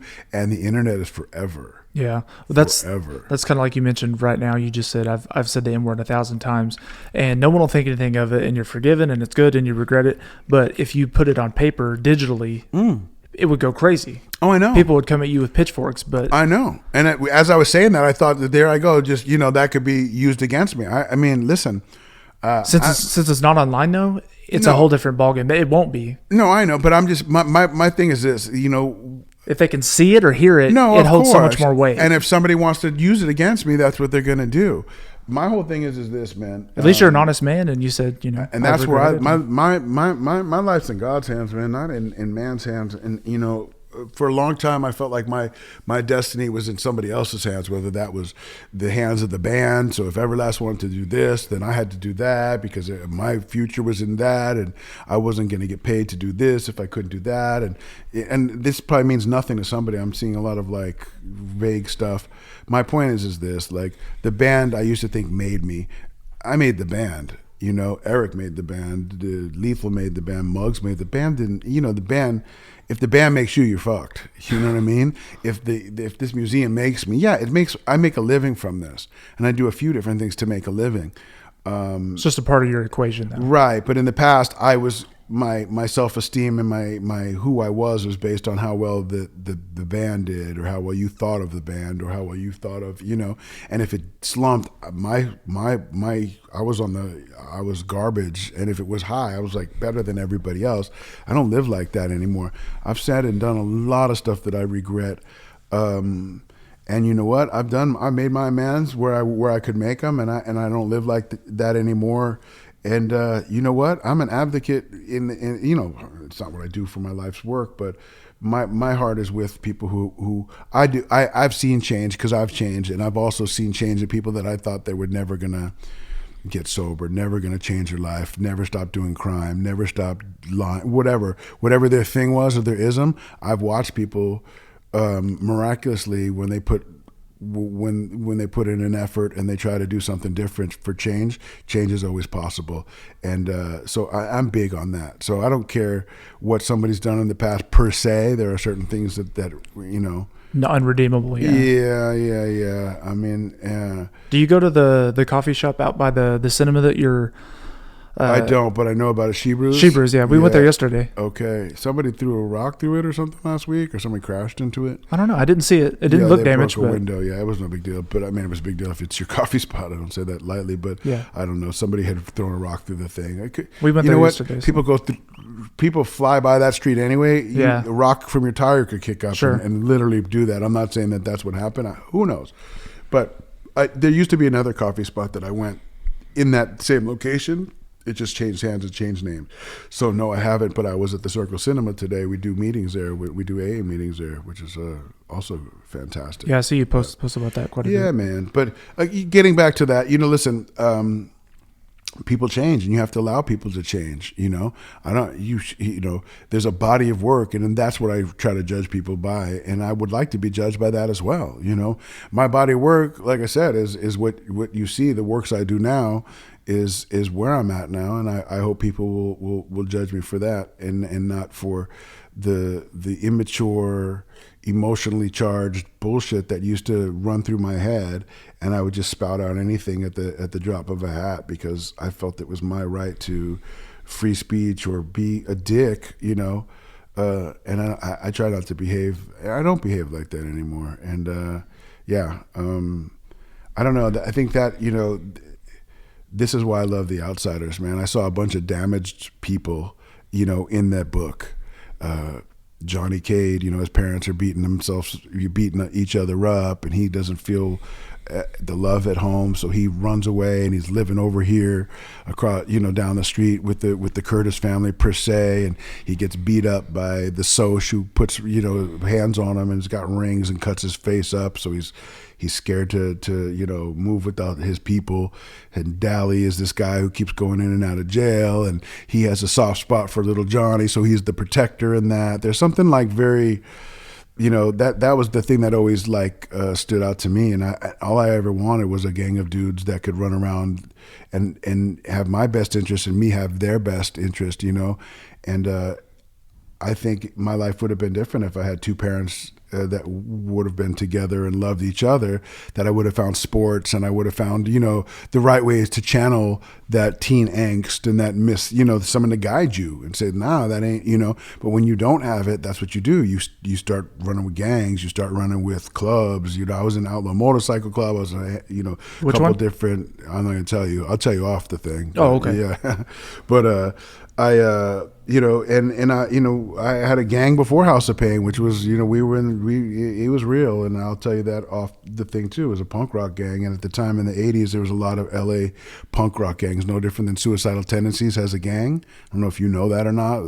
If you ever seen Suicidal Tendencies in the 80s, you saw Sui's in the crowd, and anybody listening to this who knows it's a Venice gang, and Suicidal Tendencies is a gang off of Venice 13, which is the Mexican street gang. But a lot of those dudes are from Suicidal, the gang. Yeah, I didn't know. And there was 40 to 100 of them at any gig, and you could get you lumped up if you try to get wild. And so a lot of other gangs started to form as their bands were playing to survive punk gigs. And so we had a gang like that, which really got rolled into House of Pain. That same energy got rolled into that. No different than Suicidal had a gang and a band. We had a gang and a band, which was Mickey Mouse Club. It was legitimate. At 17, I was arrested for attempted murder. Really? Someone got shot. So yeah, and I had cases prior to that as well. So attempted murder. Wow. Yeah. It was a conspiracy to attempted murder. My lawyer said, "Did you do it?" I said, "No." He said, "Fuck," because it would have been easier to get you off on attempted murder than the conspiracy charge, because conspiracy means that you plan to do it. And they don't even have to prove. They can prove by you bringing a gun and you at that location that you conspired to kill somebody. This was in L.A.? Yeah. And you did time or no? No. Yeah, they came and kicked the door in and pulled me out. They pulled 4 people out. 2 people went to prison and 2 people walked. The 2 people who walked are the 2 people who didn't talk. No talk. You walk. No one talks. Everyone walks. Yeah. And you thought you would maybe go to... You thought you... I thought I was going to go to prison too, but I didn't tell on myself and I didn't tell on anybody else. The 2 dudes who told on, they minimized their part and maximized everybody else's part. So they said we did it, and the 2 dudes that walked, me and another guy, we just said we're not saying we were there, we weren't there. We're just saying we're not going to talk. We want to see a lawyer, And so they didn't get a statement. So when it went to court, 6 months into the court case, the 2 guys who gave statements, they basically put themselves there with the guns. And we didn't put ourselves there because we refused to tell the officers any investigating. They had nothing except for hearsay. So they said, these 2, we can't kick them out of the case. It's too hard to prove. These 2 who've told on themselves with the hearsay and their statements, they basically put themselves in prison by talking about it to the cops. What's it? And then I said, and then 2 days ago, I met the guy who let you in the house. My good friend Bill is a retired NYPD. One of my best friends in LA is LAPD gang unit guy now. I'm at the cops watching, Cube do fuck the police with sticks. It's like, bro, we live in a bizarro world. And my life has changed 180. So that's what I was going to ask. I don't get down like that no more, Is when you stopped probably disliking or hating cops and then bridging over to being your I never hated cops. I'm not one of those. I guess I didn't no, that's fine, but a lot of people do. Yeah, listen, and you know what? There's some negative shit in Jump Around. It says I never eat a pig because a pig is a cop, and I never liked that line. But I own, and I don't know that I've ever talked about this publicly, especially on a podcast or anything like that, but I've thought about that a lot, and it was always a cringe thing to me, but I rode with that, meaning I enjoyed the fruits of that success, and I never said a fucking word about not liking it until recently when I really started to dissect everything and look at my life. So I'm equally as culpable as the guy who wrote it, you know what I mean? As far as like the guy who wrote it was probably more satire. No, it was Everlast. But I mean, at the time that was like the riots had just happened, the Rodney King thing had just happened, and everybody. This before me, I was like 4 or 5. So everybody in the streets in LA were like, fuck the police. Okay. So the first song on Cypress's album is called Pigs. And they're talking about fuck the pigs. And then so Everlast took that energy and put it into Jump Around as well. And I just never liked it because I was always like, the ironic thing is when I'm not doing crime, the cops don't fuck with me. Not for any reason. Black, white, or pinstriped. And believe me when I tell you, growing up in the San Fernando Valley, where I grew up, which is suburbia, the way I dressed, the way I talked, and the people I hung around with, if there wasn't somebody to profile, it was me. Because I stuck out, you know what I mean? And if anything that sticks out gets hammered, you know what I mean? If it starts to look like a nail, it gets hammered. And so I stuck out with the regular preppy, normal, middle-class white kids. I did not look like that. I did not talk like that. I did not hang out where they hung out. So it is what it is. Nowadays, it seems so it's so easy. I see kids with Ramones shirts and faux hawks and, kids with baseball caps and people like, you had to pay a price for that back in the day, my man. And you go to the mall and get lumped up or get threatened or get chased out because people call you the F word, which is not the fuck word. It's the other word that can get you canceled. Yeah. said that word 1,000 times, if not 1,000,000 times as well, in the same vein of like, this is how we talked back in the day. It's not as a hate crime or what, it's just emasculating to a next guy, But I had bleached blonde hair at one point, even in the House of Pain shit. I had, you could be somewhere and someone yell out the F word to you because just you didn't look like they looked in that neighborhood or that city or that mall. So then it's an instant fight right there or what? Of course. Or it's an instant, I'm by myself and there's 10 dudes at the top of the thing yelling it down. So you got to scoot? Just keep walking. But you paid a price for it. You paid a price for being a white B-boy in a hip-hop at the time, but it was a badge of honor. Just like getting kicked off the first tour we ever went on with the Beastie Boys was a badge of honor. Like if you're going to get kicked off a tour, might as well get kicked off by the Beastie Boys, who were supposed to be the worst when it comes to like touring and the craziness that was supposed to happen. They kicked you out? Oh, yeah. For what? They just said you're done. No, we were just too crazy for them. I bought my first AK-47 on that tour. What? Everlast mushed out their tour manager when he tried to come on a tour bus. He basically physically punched him through the fucking tour bus door and ended up on the ground. We were just not. Our energy and their energy was two different energies, bro. And they just said you're done. Yeah, 6 shows in, they're like, "Fuck these guys, we're done." I was like mortified. I thought we were done. It was our first ever tour. We ended up going out and selling double and selling out every show we did after that for a long time. But now it's a badge of honor. I do MCA Day. I speak at the events talking about the friendship and the ups, the downs, and everything in between. What a fan I was of the Beastie Boys and still am. I ran into Ad Rock a few different times. It's love. It's just at that time we just couldn't work together while we were going through like our growth phase of being 20 something, having $1 million in our pocket and thinking that we were going to do License to Ill Part 2. They had already done what we had done 3-4 years before, and they were done with that style of like living. We were just coming up on it and like reinforcing the shit that they sold us, which was like not what they were doing anymore. It wasn't true to who they were. That was actually true to who we were. We like to drink, fight, and fuck, and anybody we punch, we'd headbutt each other. If there was nowhere to fight, we'd fight each other. That's how we'd get down. Like, shit. You ever look back and think how many times you should have died? Probably. Oh yeah, like I said. How many you never close really calls live you until made? you nearly died. There's been a lot of seconds and inches. Seconds from this, inches away from that. It's where my gratitude comes from now, because I really do enjoy life. It doesn't mean it's easy. It doesn't mean it's perfect. I've had a lot of good things and a lot of good fortune come my way, and I've also had a lot of awful, terrible experiences with all kinds of things. And I choose to focus on the gratitude part.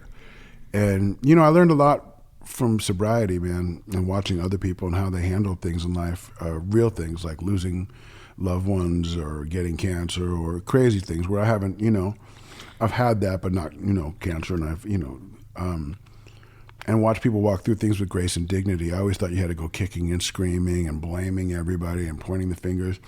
And what I learned was that pain is inevitable, but suffering is optional. And I can experience the pain, and it has a beginning, a middle, and an end, and then it's done. Or I can hold on to the suffering and constantly remind myself that life sucks, and this shouldn't happen, and blah, blah, blah. And I don't do that anymore. And I didn't really do that. That wasn't my thing, but there was a time, my drug addiction showed up. I wasn't a drug addict until the House of Pain fell apart, and I had no B plan. Everlast went on and got a Grammy and sold millions of records. Lethal went on to Limp Bizkit and sold millions of records. And I'm like, what the fuck? And I didn't know what to do with myself, because I'm the interior decorator of the band, if you will. I do the logos, the merch, the hype man. But when you don't have a band, it's like being a car dealer. A car detailer, when you have nobody wants you to detail their car. You're like, what do you do with that skill?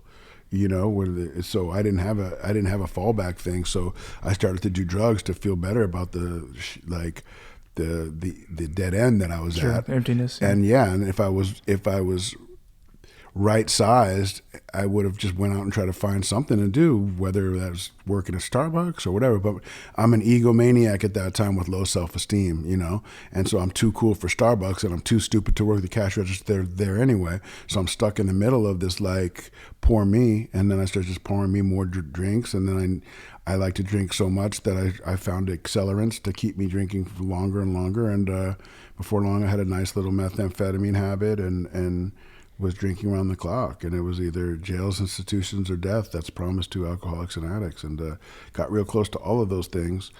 And, you know, by the grace of God, I rediscovered sobriety. I had 3.5 years at one point and thought I only had a drug problem in the past and that I could just drink. You know, why couldn't I drink? Like socially? Yeah, and I tried that. It lasted 72 hours. It didn't even last that long. But within 72 hours, I was right back calling the drug connect, and I was right back on drugs. So there is hope. There is a way out. I know that, unfortunately, we just lost a great drummer who I actually saw play when he was the drummer for Alanis Morissette while we were on tour with House of Pain in the late 90s, and then he joined Foo Fighters. Taylor Hawkins is his last name. I think that is. Yeah, I just saw that a couple days ago. Yeah, he overdosed on heroin. Yeah, and you know, listen. Well, the book I'm reading with Robin Williams, supposedly he was, you know, he did cocaine when he got to L.A., and I think he had a pretty bad drinking problem. I'm only about a quarter in. All the comedians at the Comedy Store, they were all hooked on everything. Man, that's what it said in the first 30 pages. Yeah. It was like Pauly Shore. I basically grew up with him. His mother and you grew up with Pauly Shore? Yeah, okay. I mean, in peripheral, I didn't grow up, but by the time I hit Hollywood, we were already friends with Pauly Shore. Just in cahoots. I still talk to Pauly. But Pauly's parents own the Comedy Store, so Mitzi Shore is his mother, and his dad Sammy, the comedian. When we went to L.A. to visit that one time, we went to the Comedy Store. We did our meetings at the Comedy Store as well. Oh, really? Yeah, I had Pauly on my podcast 4 or 5 years ago. I just saw him somewhere. He was supposed to come to Tulsa, and he's in Oklahoma City, and then he didn't call. Do you know Argus Hamilton? Of course. You know he's sober long term. Yeah, you know he's from Poto, Oklahoma? Mm-mm. Poto is a small town like Tahlequah, probably smaller. Yeah, it's got to be, because I never heard of it. It's small. He's a great guy, and he's long-term sobriety. I mean, he got sober he was in the 70s on like the late Johnny Carson and this and that. Oh yeah. When we went to the Comedy Store, we were sitting there and he opened. He's there. Yeah, he was always there. He said something about Boomer Sooner, and he was like Poto, Oklahoma, and I was like, what? And I tried to catch him after because they hang around, but he was way gone. But yeah, I guess he's from Poto, but he made a lot of cocaine jokes and stuff, of course, and drinking jokes. Yeah, of course. But I saw the other day he posted on his Instagram that he'd been at the Comedy Store for like 46 years or some crazy shit. Yeah, and he's, like I said, he's an Okie. So and there's another one, and his name Court is his name. Court McGowan or Court. Mm-hmm. He's a comedian. He's from Tulsa. He's out there. Yeah, and he's at the Comedy Store all the time. And yeah, another good. And then when I first discovered Tulsa, and then I discovered Oklahoma, and then I was still back in LA, I saw him. He's like, man, I can't believe you found Tulsa. I grew up there. I was like, yeah. I was like, Boomer. He's like, hell no. I was like, what? Did they say something wrong? Because he was like an OSU fan. Yeah. Which is like Bloods and Crips to Okies. Yeah. I didn't know that. I mean, it's LA, a little excessive. But. It is. Well, Bedlam or whatever. Oh, that's you find out quick how serious they take their college football here. It's a little too much, in my I'm opinion. a Notre Dame guy, and I'm not going to lie, and this is probably something I also, because of being diplomatic, I've never said, but I don't care either.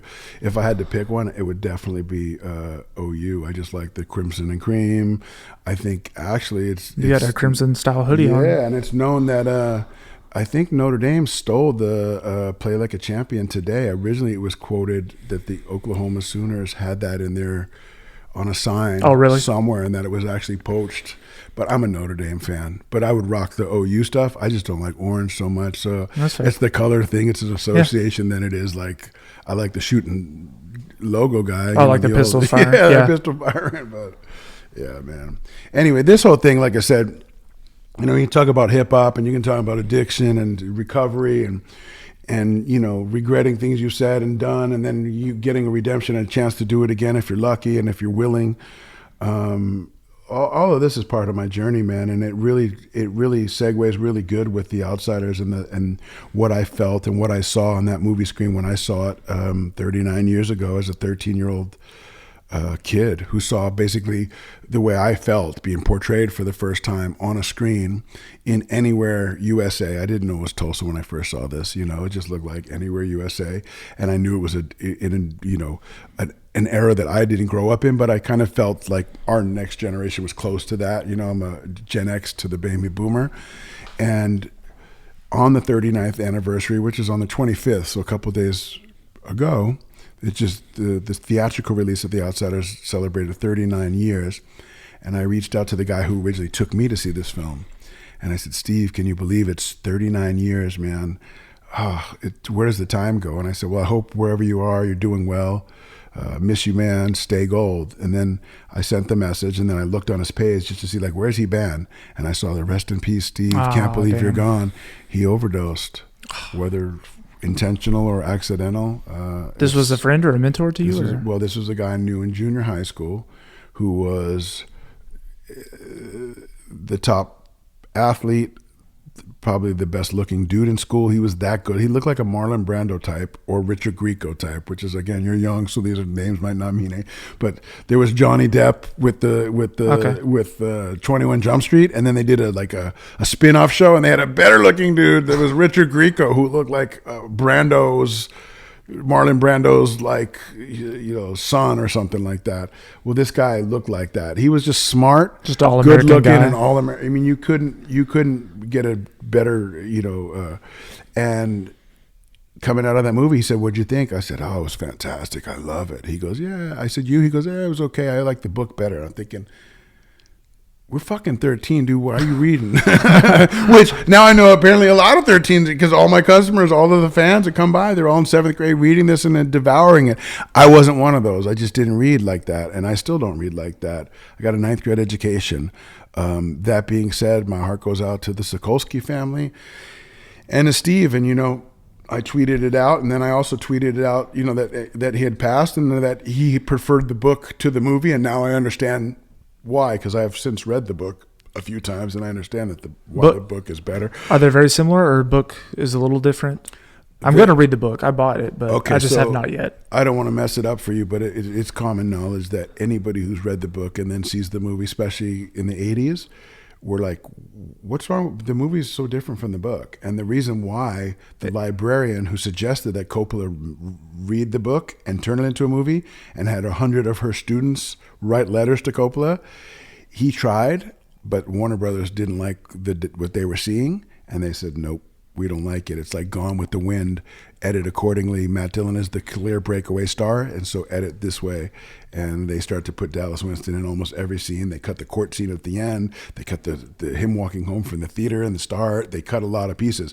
So Coppola went back on the 35th anniversary and made the complete novel where he puts back those scenes. Oh, okay. So now it's linear to the book. But if you had read the book in 7th grade and then you saw the movie when it came out around the same time, you're like, well, where's the rest of it? Like, it doesn't make sense that these scenes were deleted. But I only knew the movie. So to me, it was flawless. I didn't know that there was a court case after. I didn't even question the timeline or the storyline. It just was. So read both, and you'll see that the book is more. There's a lot more nuances and nooks and crannies. I don't even have the words to tell you what people prefer the book. Again, two different experiences for me, because I read them at two different. I saw one when I was a 13 or 14-year-old, and then I read the book when I was like 43. You know what I mean? So it's pretty rare too that the book and the film are the same. I mean, no matter what movie or book is the case, they're usually the reason that they wrote to Coppola, because I said, why would you have 100 kids at 7th grade write to the guy who did The Godfather and Apocalypse Now? And she said, Danny, great question. We thought he did such a great job with The Black Stallion, which was also a movie and a book, that he stayed true to that he would stay true to this. But the irony is that he only executive produced that movie. He wasn't even the director of that, so his hand wasn't even in that as far as the linear to the book was. But what I've realized is I thought I was making a museum for middle-aged greasers like myself. What we see here every day is the family tree, and it's usually propelled or powered by the 7th grader who just read the book and is on fire for it. And the mom's like, I remember reading it. Of course, we'll take you, honey. Calm down. And they find the movie online, or they find it on Netflix or wherever they find it, and they go, oh my God, this is a universe. The fandom for this movie is still like it was. It's bigger than it was. Yeah, it just keeps growing and growing. It keeps growing, and these kids now live in these sub-worlds of like, it's acceptable to do that, whatever, that fan fiction and all of the little, like, when I was a kid, we didn't do all that. We were just like, oh, cool movie. That's it. There was like the end. Now they get like deep dive. There's blogs. Oh, there's just so much to chew on. So like, look what happened to Harry Potter. Oh, I know. I'm sure you guys have a small type version of that. Yeah. And so what I find is that every year there's a new crop of fans being minted in 7th grade, and they want to come to Ground Zero, this is the epicenter of all of this stuff. And we have the largest book collection known to man of the Outsiders. I think it's been translated in over 33 languages. That being said, the author just gave me a book from Greece that I didn't put in there yet because there's no place to put it in the cabinet, but it just keeps growing. We have Chinese versions, we have Russian versions, places where they would outlaw those kind of their books exist. Japanese, Italy, Germany. So the story is timeless, and it's an American classic, and it's just going to keep going. So this is just like one of those things. It's a once in a lifetime book and movie, and it's driven by the book, but the movie doesn't hurt. Sure. The kids find that as well. And then the stars that came out of that, they're still stars, and for the most part, they're all actively working or doing something, and some bigger than others. But that's such is life. And it's been a fantastic part to be a part of this, man. And I think, people usually 100 years ago, people would leave the Midwest to go west and reinvent themselves. I did the opposite. I came to the Midwest and found the love and the support and the connection that I was looking for most of my life. And it's centered through the story of the Outsiders, and buying the house was the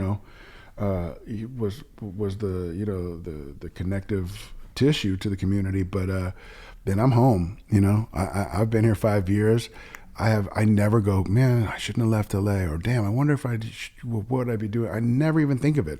My phone rings this way, meaning like people call me to go, you still loving it? I'm like, yeah, I'm still loving it, bro. And they're like, what's going on out there? Every time I turn around, you're in the newspaper or the thing. I'm like, look, it's the Outsiders that's the driving force. But come here, you'll see. And every time my friends come, they go, I get it. Well, yeah, you're bringing guys from New York, never even been here. I know, but even it's one thing if I only got it and it doesn't apply to them. They get here and they understand, and it's you guys that make it. You guys are all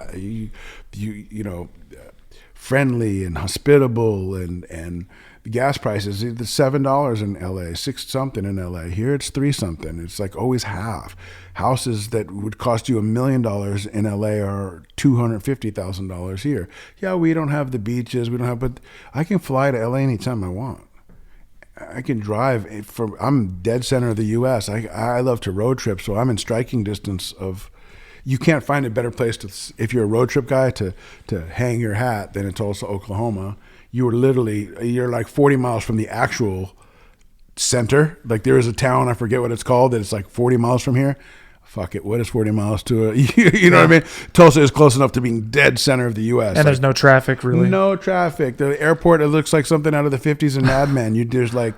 I have all that TSA pre-check and that whatever. It's 2 or 3 minutes. You don't even need it. One time I needed it because there was like a volleyball team. Yeah. And they all had their shit, like it was like their first time they ever flown, so they didn't have all their stuff. I was like, oh my God, it's early. Going through TSA in Tulsa, you can typically wait longer usually at Starbucks than you do through getting to your date. And yeah, 100%. There's a bagel shop with coffee, and the line's longer to get through that than it is to the TSA here. So for a guy who's 53 years old, who's still super young, I still look like and feel like I did when I was a kid. Just mentally, I've grown, and little aches and pains here and there. What I'm trying to say is that maybe in my 20s, this would have been a little slower than what I was used to, because we were in Hollywood. We were running crazy. Everybody around us was famous. Everybody had money. We went from like paupers to like that. And even when we were before House of Pain hit, we were still running with all those kids because we were street kids that were into hip hop. And there was like, we found our little gang in Hollywood, and we just ran. There's always something to do. I feel like you slept like an average of 3 hours a night for like 10 years. That's all, what 20 I portray. Something years, of course. And I mean, if you haven't seen Kid 90, see that documentary that Soleil Moonfry, who was Punky Brewster, and she was a child star, and then she used to run with us, which is like, how weird was that? Like, you got an 80s child star who was 5'5", and she's running out with House of Pain and Cypress Hill and all of these other stars from the future big stars like Leo and you have to see it. And it's about the 90s in LA. She started off to do a documentary about the last generation with that knew what it's like to grow up without cell phones and social media and pictures of everything. It's called Kid 90. Kid 90, yeah. Netflix. And it just came out. No, on Hulu. Okay. And you'll see it, and you'll see my segment on there too, and you're like, whoa. And a lot of people didn't make it through that thing, man, which is also. But she got, if you want to see a bird's eye view of what Hollywood looked like in the early to mid 90s and how crazy it was and how cool it was, that's it. This is when the Viper Room first opened. This is when the stars still lived in Hollywood. Nobody lives in Hollywood anymore. There's nobody like, Hollywood is like a brand, like a pastime now. Yeah, but it's not even. And for years it has been. Like you're not finding people. You'll find some people who still live in Beverly Hills, and I'm sure Sly Stallone still has a mansion in Beverly Hills or wherever. And most of the real rich stars are in Malibu, or they're not in the state.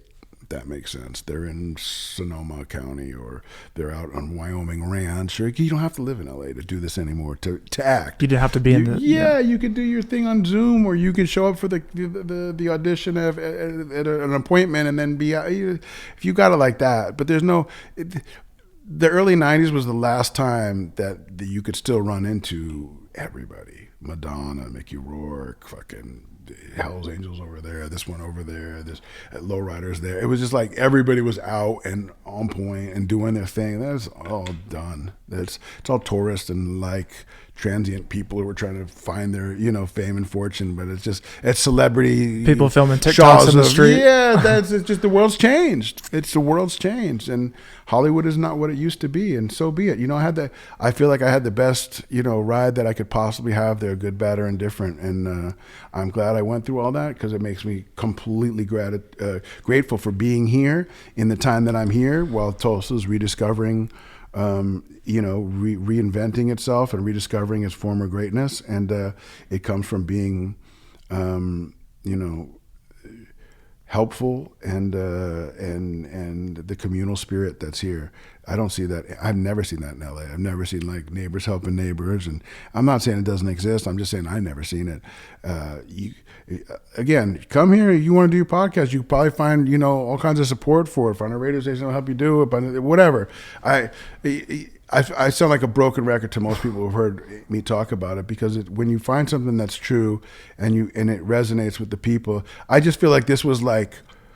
I didn't know that this kind of thing still existed, where like you could go somewhere. You thought it was something wasn't other than Hollywood or LA. I thought it was over.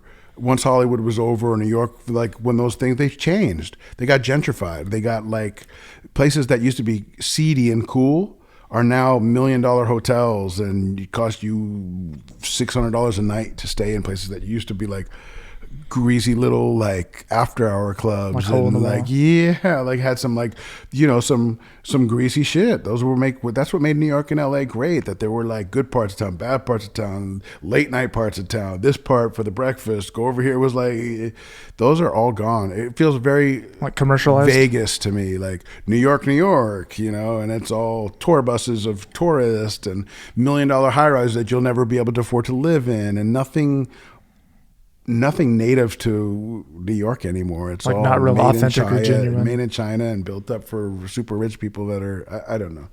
I digress, but the truth is, man, this is like an all-American kick-ass city that has a little bit of everything, and I'm just happy to be here, man. It really is like life-changing for me, and I didn't think it existed, so I'm happy.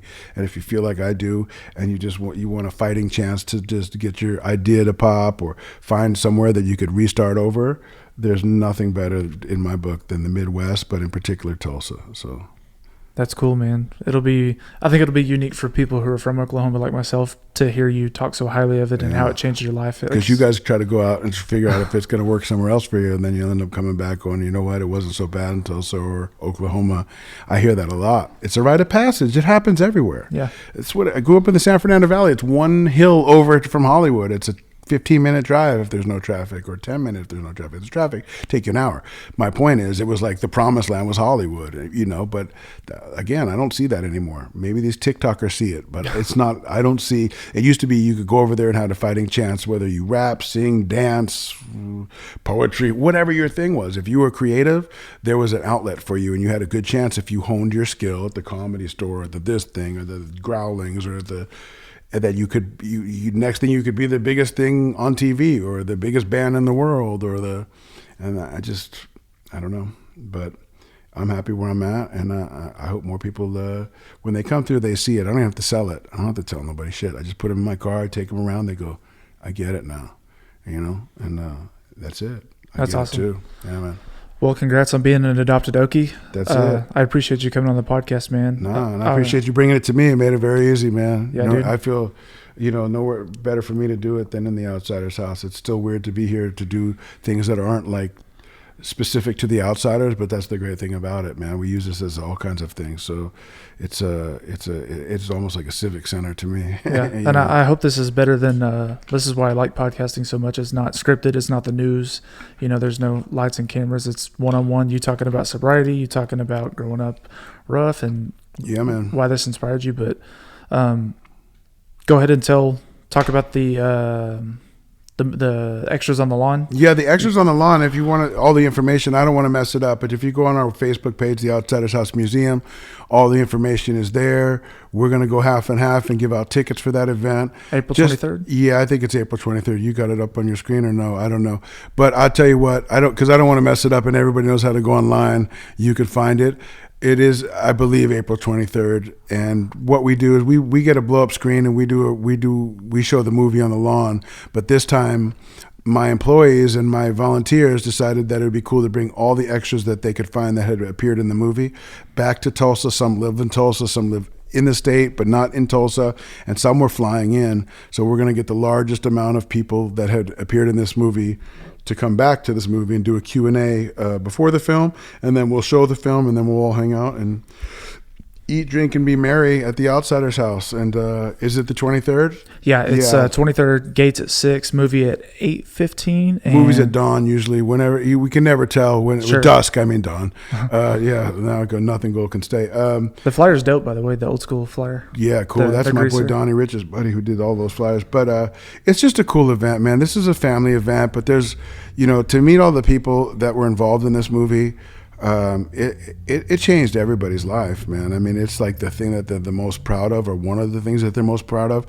And I love hearing the stories over and over. Some I've heard, 1,000 times. I never get tired of hearing when they met Patrick and they were on the scene with Dad, and then Patrick did this, and then, Matt said something there, and it's one after the other, and it's incredible. And if you love the Outsiders and you live close enough to come to be at this event, or you want to even fly in to see it, it's a unique thing. And we're getting to that age where this, every year we're losing people, and every year we're losing things. And, this is I don't want to say a once in a lifetime chance, but you never know,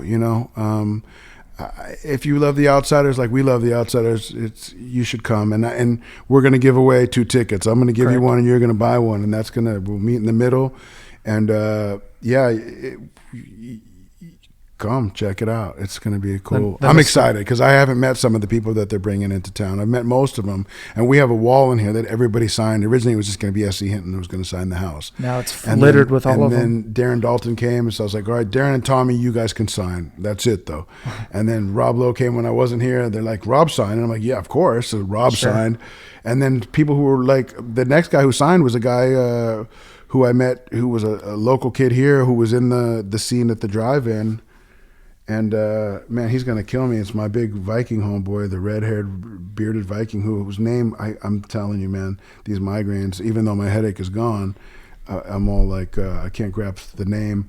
But he signed next, and he was like, "Man, I ain't signing that wall, dude. That's for stars." And I'm like, "You're a star in that universe. You're in the Outsiders. You're signing the motherfucking wall." And he signed the wall. And next thing you know, we've got I think like 80 signatures on there. Anybody who's taken any part. You're going to look up the name? Yeah, because we've been... is it Jesse Plemons? No. Oh, that's the guy. No. So Jesse Plemons... That's what we were talking about earlier, right? Yeah, that's the star of all those movies. No, this guy was he was a neighborhood kid, Marshall, Bryce Marshall. Google Bryce Marshall. It would be on my thing, not yours. Anyway, if you remember the concession scene where a kid goes backwards through the line, is cutting a line, and he starts a fight between the two older, Greaser and Soch, that kid... was a neighborhood kid who Coppola took a liking to, and then he put him in the drive-in movie scene. And he was also one of the first extras that I had met before meeting most of the stars. And we insisted that he come to one of our benefits. He drove all the way from Texas to be here. And when the stars signed the wall, I said, "Hey, Bryce, you're next, buddy." And he's like, no, don't do that to me. I said, you're signing. And he's my size. So he's like, "Nah, bro, I don't feel comfortable because that's for," I'm like, "You are fucking in this universe a star to me. You were in that movie. You're signing." And he signed, and we were both a little emotional about it. Nice. But it broke the ice. And then after that, everybody, I don't care if you worked lighting, you were a cop on the film, you were whatever the deal is, if you were in the movie and you feel like, sign the wall. So I haven't counted, but today there was another person that signed. Yesterday there were 2 people from the movie that signed. The girl with the ponytail in the fire scene at the church, she signed. And another guy who was a greaser, an extra, passed by at the drive-in scene. He came, dropped off photos. They both gave me home photos, and they both signed the wall. A day before that, Matt Dillon signed the wall. You know what I mean? It's just like, anybody that comes through is legitimate in this. We want them on there because it's going to be there forever. The guy who's was an extra here, the tour guide. Yeah, Joey Clem. He's a phenomenal guide, by the way. Fantastic. Everybody who works here or volunteers here, he volunteers here, so he doesn't get he does this for just for fun fun and for free. You can tell he loves it when I came. And they to all he'd do, walk me man. around. Listen, there's part of me that's like, I wish I had that kind of money to give everybody a paycheck, but half the people won't take the money. I try to give them a little, and they're like, brother, stop, you're embarrassing me. I'm like, "No, I need you to," and then, it's tough. But we have a few people that were in the movie.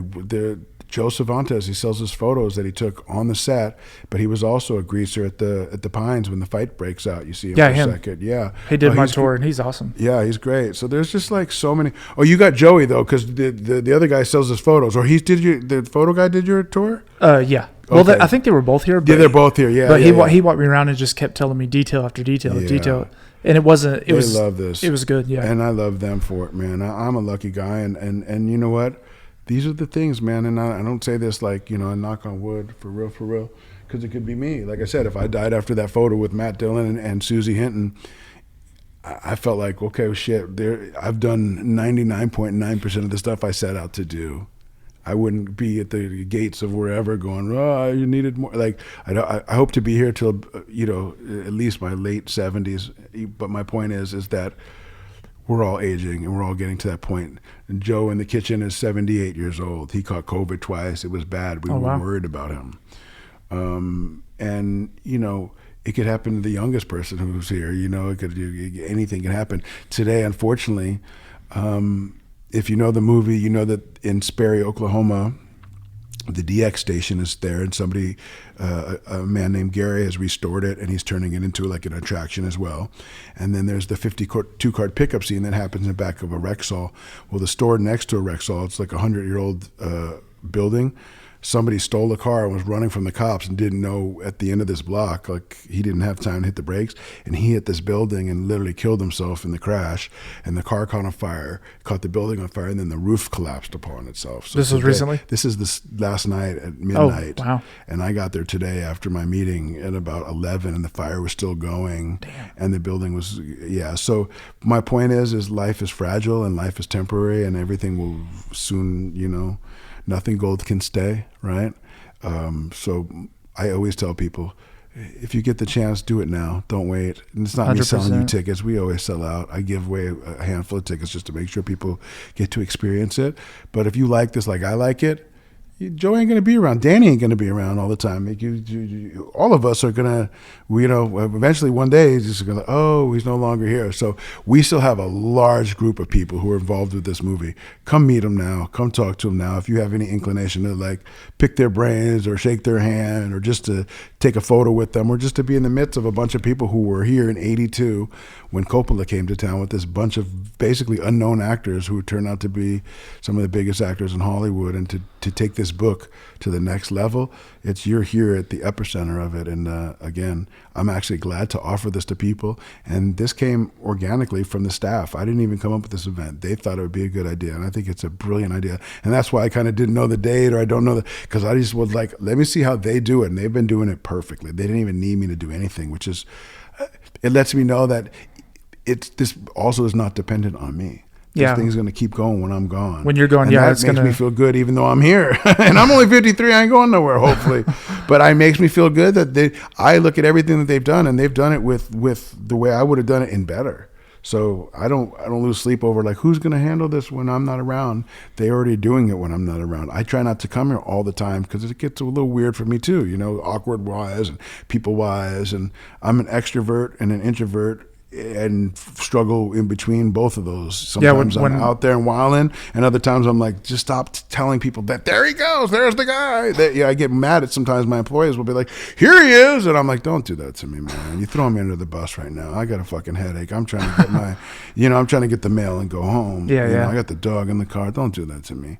Oh, sorry. I'm like, bro, Yeah, because I came by, I did the tour about a month ago, and I talked to Mary, and I just try to, if I want to get you on the podcast, sure, yeah. I can hit your DMs, and you may see it, you may not, but I was like, I know you're not here all the time, but I said, I want to come by and try to introduce myself, and then I said, hey, you don't have to say anything, but if you want, I would like let him know if he's interested. Course. So fantastic. And they always, like I said, I got pictures today. Somebody signed the wall. They brought by some magazines and some clippings. They sent me, hey, somebody came by. I always get the message, but again, I find comfort in knowing that I can look in the security cameras from wherever I am in the world and go, thumbs up, everything's going the way it's supposed to be. It's not contingent on me being here, because that would also be a hindrance, because I have other aspirations, and I'm also doing other outsider stuff. I mean, the dream is to make an SE, that too, and then we're done with that, and now that's going. But my dream is to really, as time goes on, I start to realize, man, I'm such a fan of S.E. Hinton's, and not only outsiders. Now I have this completely newfound appreciation and love for Rumblefish and Tex, and that was then, this is now, and what she's done and what she means to seventh graders who are reading her. There needs to be a bigger museum. This house is a collector's item. It was in the movie. It is like it is one of the things that is like, but this is an antiquated small house. I need a place that we can build from scratch, that has modern technology, that kids that know how to use, because these kids are like 2 with the iPads bigger than television sets. Little iPad. Yeah, and headphones, and to see stuff in hologram and in the metaverse, and rumble in the metaverse, and listen to Coppola talk about whatever. Just, there's so many possibilities, and it's all centered around this little 15-and-a-half-year-old girl who started to write her story, The Outsiders, at Will Rogers High School, failing English with a D+ in creative writing that year. I did remember you saying that. I mean, dude, you can't script this. You couldn't write that better. If you wrote that, you'd be like, if I wrote that as a screenplay, people are like, come on, man, she's 15 and a half and she's failing English with D+, and she writes a novel that goes on to sell for the next 55 years, never out of print. I mean, nobody's buying that, dude. And I'd be like, I know. But it's true, and that's what makes her, like, this story powerful to me, because she wasn't like straight A student, Mensa student, card holder, whatever. She just was like a regular girl, dude. Just had a good imagination, and she put her pen to paper, and she said that she didn't let her punctuation or lack thereof or spelling get in her way. I let a lot of things get in my way because I thought if it wasn't perfect, why do it? And I'm a perfectionist who then loves to procrastinate. It's like analysis paralysis. Oh, if it doesn't, and a lot of people suffer from that. They don't get nothing done. She just got it done, and she kept on going. Yeah, so if you wait for the perfect time, you'll never get started. Never. It's never the perfect time. I buy shit and keep it on ice so that when my life is all perfect, then I'll break these kicks out and these sheets out and these towels. I'm like, what the, dude? I might be dead by that time. Like, life is right in this now. I always said that with my wife, because we talked. My son's 14 months old. We talked about having him, and I said I always had these things in my mind that I wanted before I had a kid. So much money in the bank, and somewhere for working somewhere, and then Lindsay finally was just like, it's never going to be the perfect time. Never. No matter how you do it, even if it feels that for the moment, your mind will immediately go, you know what? But where I need I probably would have been 45 before I figured that. Just do it. So. I mean, you just got to do what you got to do. And right now is the only thing that we have. Yesterday's history and tomorrow's a mystery. And that's that's another part of recovery, man, is just living in the now. A lot of the pain that I experience is because I'm thinking about shit that happened in the past, and I'm going through it, and nothing's happening right now to me that is painful. It's me chopping up the old memories or future tripping. With this economy and the way that things are going, I won't be able to have the thing, and I start to get in pain thinking of the things that I can't achieve because of external forces like the president or dude, if I stay in the now, we have everything we need. We're here at the Outsiders. We're doing a podcast. We're well fed. I'm eating licorice. You got a nice watch on. What do we need? I mean, we have more than we need. We're in abundance of everything we need right now. The pain only comes from either one of those, future and past for the most part. And I try to stay in this now. And life is good, man. I think we'll end with that. I don't know how much more I can add without, it's not that I'm tired. I could go another 2 hours with you, bro. I just don't want to keep, I don't want people to be like, I guess if I can end, with anything, it's that, when I hear myself now, I don't know who I am compared to the guy I was back then. And some of the stuff I say now sounds hokey to me and bullshit and sounds like, come on, bro. Or, all right, we get it, but enough. But if you go through what I go through, it's like it took me everything to be here. I had to go through a lot to be here right now. And everybody has that in some way or another, And I just didn't know any of that was possible. I found... hope and come from a point of view of gratitude, like I said. And that's from a recovered alcoholic and drug addict who now is, you said CEO. I don't consider myself a CEO, but, I own this house. I own the house across the street. I have a small staff. And this is, I promise you, it's not me bragging. I'm just saying this probably the first time ever. And I don't even count it as like my things, but the stuff is achievable when I stop killing myself one day at a time. And the stuff that comes out of it is beneficial to everybody, man, including myself. And, that is the true, like when I think of, how it relates to all of this is that like, I would love to know what like the characters went on to. Like we know Dally died and Johnny unfortunately died saving a girl, which is a redemption for the protecting his friend who unfortunately had to kill. But I think like there's part of me that was that little greaser at one point who should have been dead a long time ago. But I actually kept going despite everything that I created bad in my life or the bad shit life threw at me, and the fortitude to just keep going, it shows here for me. And this is like, I don't know if this ain't even making any sense, but like, I feel like this is like the perfect, happy ending for me, like I'm in this like world of all of this, like, greaser, all-American, center of the U.S., like it's all perfect. And I couldn't have scripted my life any better. And I guess it just feels good to really enjoy where you're at. And I really enjoy where I'm at. And I thank you for doing that and for allowing me to talk to people about that. And for all of the fans that love The Outsiders and by de facto showing up here, it shows up, you're showing up for me and my business and what we do. And it just is like this really great life that I didn't know was possible in a place that I didn't know existed up until about a decade ago. And people I had never met until a couple of years ago are like family to me. It's like the family we choose. And I heard someone say that, today, the family of choice. It's so good to be around the family of choice. And I choose all the people in my life today, or God or the universe throws them my way, and I'm just happy to be where I'm at, and that feels really good to say that. There was a long time I couldn't say that, and so again, I owe it to Tulsa, I owe it to SC Hinton, I owe it to the Outsiders fans, and I feel like I've earned my seat here and my place here by doing what we've done to celebrate those legacies, and so. Yeah, change is possible and recovery is possible. And I feel like I'm living testimony to that, man. If there's anything that anybody takes away from that is that, those things are possible. And I didn't see a way out. Well, kind of like you mentioned for your guys' hit, Jump Around, you can't fake your feelings right now. They're very genuine and authentic. And you can truly tell that you found your home and you're thriving, and it's awesome. I'm glad you've you've made it here and been so successful, and everyone's been supportive of you too. No doubt. Well, before I forget, and I don't know how practical it is, or even if you have an interest in it, but I'm thinking out loud, it might be cool to do like a podcast with some of the extras that night too, to podcast from, meet people and sit them down, get a couple minutes of how they ended up here. It might be a cool little episode. You know, we could do it. To do that, let's keep in touch and maybe work it out. Yeah.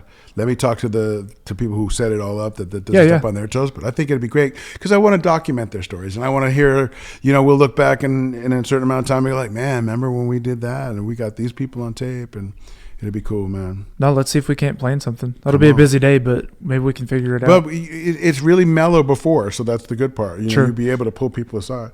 But I appreciate you, man. Yeah, you too, brother. I want to close it out with this. So my wife actually started going back to school she wants to be a substance abuse counselor. Yeah. So if you would give my wife Lindsay a shout out and say she was super hesitant to start, maybe because she go back to school when she was 30 and didn't want kind of start over career wise. Right. Yeah, no, it'd be cool if you give her a shout out. I'm just Lindsay, I'll give you a shout out. Your heart's in the right place. It is a very challenging field, but the rewards are many, and I found by giving of myself freely that I've received way more than I've ever given, which is the weird paradox of all that. You give and it returns, and it's much needed, and especially in these trying times, man. There's a lot of people that could use that help, and that's what I find myself doing. I just stay in the solutions and I stay of service. Yeah. Unity, service, and recovery is where it's at for me. She's going back to school. Like I said, we just had our son and 30, and a lot of people are kind of already established. So she was kind of gun shy just because it's intimidating and different. But she did it, and I'm happy for her. And she's super smart. And good on her. I appreciate the shout out. Yeah, no doubt. Well, thanks, brother. I appreciate it. Stay gold.